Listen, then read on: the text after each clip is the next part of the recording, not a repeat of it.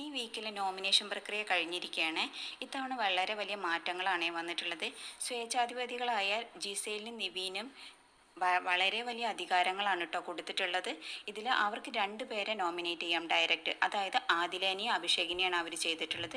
പിന്നെ ആര്യനെ നേരിട്ട് ഡയറക്റ്റായിട്ട് ലാലേട്ടൻ നോമിനേറ്റ് ചെയ്തിട്ടുണ്ടായിരുന്നു. ഇത്തവണ 7 പേർക്കേ അധികാരം കൊടുത്തിട്ടുള്ളൂ നോമിനേറ്റ് ചെയ്യാനുള്ള. അത് തിരഞ്ഞെടുക്കുന്നത് സ്വേച്ഛാധിപതികളാണ്. അവർ ആരൊക്കെ തിരഞ്ഞെടുത്തതെന്നറിയോ? അനീഷ്, അക്ബർ, ഷാനവാസ്, ഒണീൽ, റെന, ആര്യൻ, ഇത്രയും പേരെയാണ് അവർ തിരഞ്ഞെടുത്തത്. ഈ ചാനൽ ആദ്യമായിട്ട് കാണുന്നവരൊന്ന് സബ്സ്ക്രൈബ് ചെയ്തേക്കണേ.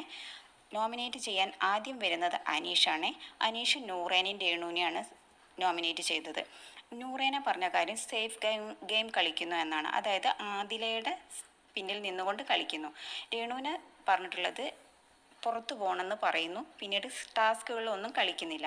അക്ബർ വരുന്നു, രേണുവിനെ പറയുന്നു, സെയിം കാര്യം തന്നെയാണ് പറഞ്ഞിട്ടുള്ളത്. ഒണിയലിനെ പറയുന്നു റെനയോട് മോശമായിട്ട് സംസാരിച്ചു. ഷാനവാസ് ആണ് അടുത്തത് വന്നത് നോമിനേറ്റ് ചെയ്യാൻ. അക്ബറിനെയും ബിന്നിനെയാണ്. അക്ബർ മാനിപ്പുലേറ്റ് ചെയ്ത് കളിക്കുന്നു, ബിന്നി അത്ര ആക്റ്റീവ് അല്ല എന്നാണ് പറഞ്ഞത്. ബിന്നി വരുന്നു, ഒണിയലിനെയും രേണുവിനെയും പറയുന്നു.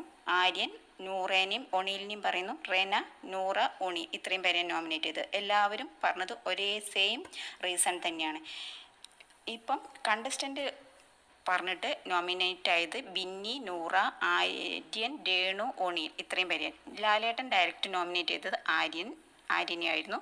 പിന്നെ സ്വേച്ഛാധിപതികളെ നോമിനേറ്റ് ചെയ്തത് ആദില, അഭിലാഷ്, ഇത്രയും പേരെയാണ്.